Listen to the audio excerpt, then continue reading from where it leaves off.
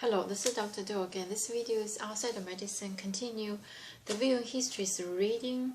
I have finished the book of Joshua and move on to the book of Judges. So I'm going to read it. Judges. Israel fights the remaining Canaanites. Chapter 1. After the death of Joshua, the Israelites asked the Lord, "Who will be the first to go up and fight for us against the Canaanites?" The Lord answered, "Judah is to go. I have given the land into their hands." Then the men of Judah said to Simeon and their brothers, "Come up with us into the territory allotted to us to fight against the Canaanites. We in turn will go with you into yours." So the Simeonites went with them. When Judah attacked, the Lord gave the Canaanites and the Perizzites into their hands, and they struck down 10,000 men at Bezek. It was there that they found Adoni-Bezek and fought against him, putting to rout the Canaanites and the Perizzites. Adoni-Bezek fled, but they chased him and caught him and cut off his thumbs and big toes. Then Adoni-Bezek said, 70 kings with their thumbs and big toes cut off have picked up crumbs under my table. Now God had paid me back for what I did to them. They brought him to Jerusalem, and he died there. The men of Judah attacked Jerusalem also and took it. They put the city to the sword and set it on fire. After that, the men of Judah went down to fight against the Canaanites. Living in the hill country, the Negev and the western foothills, they advanced against the Canaanites, living in Hebron, formerly called Kiriath Arba, and defeated Shishah, Ashman, and Talmai. From there they advanced against the people living in Debir, formerly called Kiriath Sefer. And Caleb said, "I will give any daughter Askar in marriage to the man who attacks and captures Kiriath Sefer."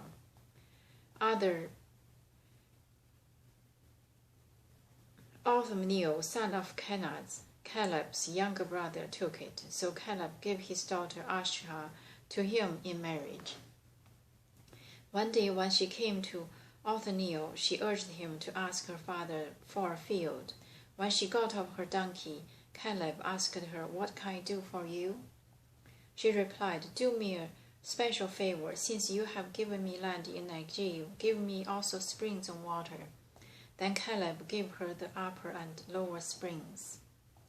The descendants of Moses' father-in-law in Canaanite went up from the city of Palms with the men of Judah to live among the people of the desert of Judah in the Negev near Arab. Then the men of Judah went with the Simeonites, their brothers, and attacked the Canaanites living in Zephath, and they totally destroyed the city. Therefore it was called Hormah. The men of Judah also took Gaza, Ashkelon, and Ekron, each city with its territory. The Lord was with the men of Judah. They took possession of the hill country, but they were unable to drive the people from the plains, because they had iron chariots.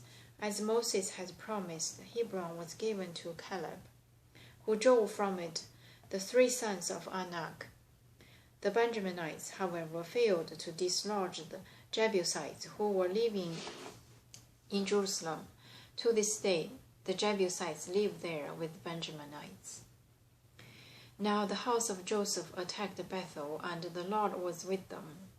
When they sent a man to spy out Bethel, formerly called Luz, the spies saw a man coming out of the city, and they said to him, "Show us how to get into the city, and we will see that you are treated well."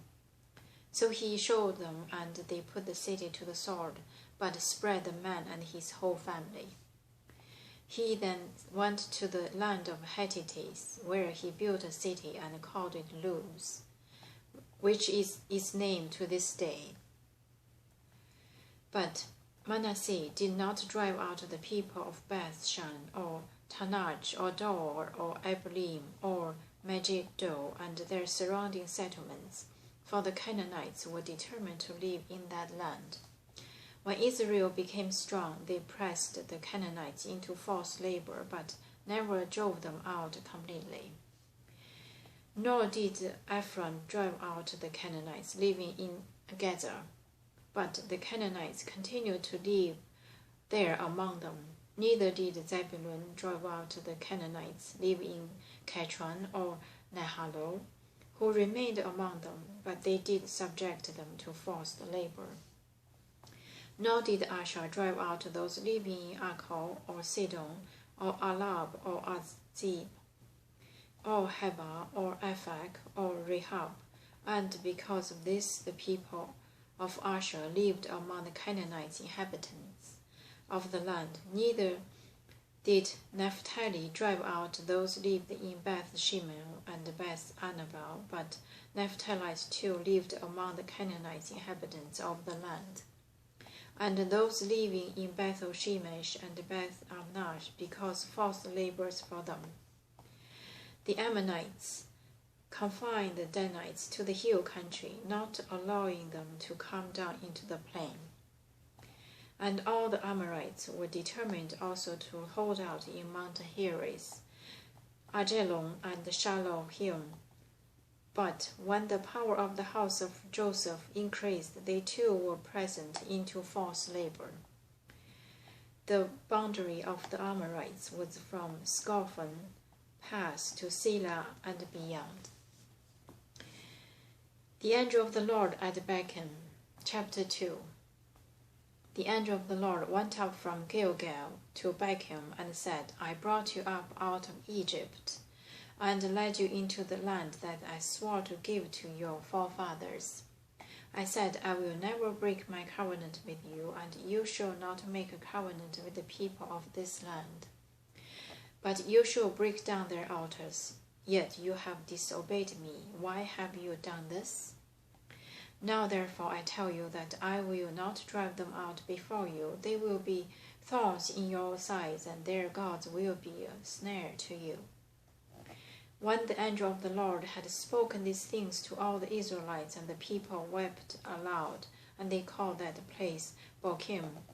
There they offered sacrifice to the Lord. Disobedience and defeat. After Joshua has dismissed the Israelites, they wanted to take possession of the land, each of his own inheritance. The people served the Lord throughout the lifetime of Joshua and of the elders who outlived him and who had seen all the great things the Lord had done for Israel. Joshua son of Nun, the servant of the Lord, died at the age of 110, and they buried him in the land of his inheritance, the Timnath Heres, in the hill country of Ephraim, north of Mount Geshur. After that, whole generations had been gathered to their fathers. Another generation grew up who knew neither the Lord nor what he had done for Israel. I'm going to stop here today and continue next time. Thank you for watching.